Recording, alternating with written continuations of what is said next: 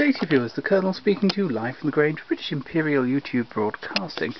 Now, I was listening to the programme earlier about the first Desert Island discist on Radio 4, Vic Oliver, and I realised I had several of his records and that YouTube didn't have too many of his videos on there.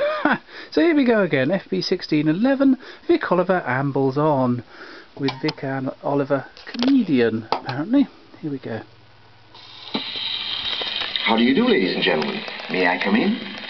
You see, once again I return to dear old England with a batch of new jokes and funny happenings. I really don't have to introduce myself. Surely you must have heard me many times on the gramophone and on the radio. Of course, I never use my right name. I usually go under the name of Henry Hall. I only arrived from America last week, and you'd be surprised how many thousands of people were down in Southampton to greet me when I arrived. Thousands, I'm telling you. What, you don't believe me? Ask Clark Gable. He was on the boat too. A very funny thing happened on the boat.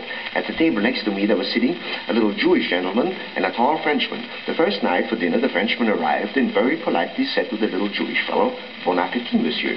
The little Jewish fellow got up, bowed and said, "Goldberg." That went on for about 3 or 4 days. Finally, the little Jewish fellow came up to me and said, "Why does this Frenchman introduce himself every time we sit down?" I said to him, "He's not introducing himself. He merely wishes you a pleasant meal." "Oh," said the little Jewish fellow, "that's different." So the next night, the Frenchman was sitting at the table, and the little Jewish fellow walked up to him and said, "Bon appétit, monsieur." The Frenchman very formally got up and said, "Goldberg." Business certainly is steadier here than in America. Outside of my hotel, a beggar came up to me with one hat in each hand. I said to him, "What is the big idea begging with 2 hats?" He said, "Well, you see, business here has improved so much, I just opened up a branch office. And show business in particular is better here than in America.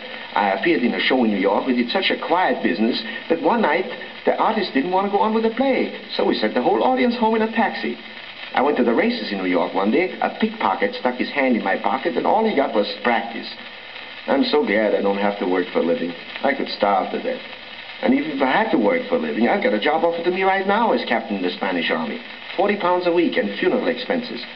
But then I don't want to take the job because I don't know enough Spanish. In fact, I only know 2 Spanish words. One is mañanas, which means tomorrow, and the other one is pajamas, which means tonight. This morning, when I walked from my hotel to the theater, I counted exactly 5 squares. When I got to the theater, I asked the stage door man, "Where's my dressing room?" He said, "On the 5th floor." I said, "What number?"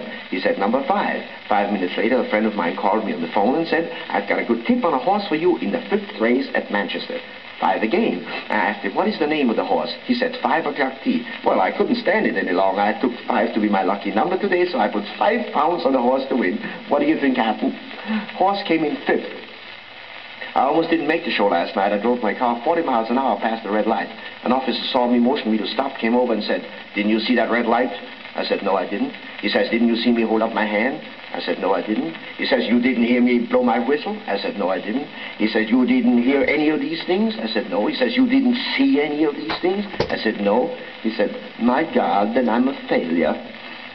I don't feel so well today. I got up on the wrong side of the floor this morning. To get better, I went to one of those new snack bars. You know, that service is so fast, it is simply amazing. While I was sitting there, a fellow shouted to the waitress, "Hey, waitress, steak meat."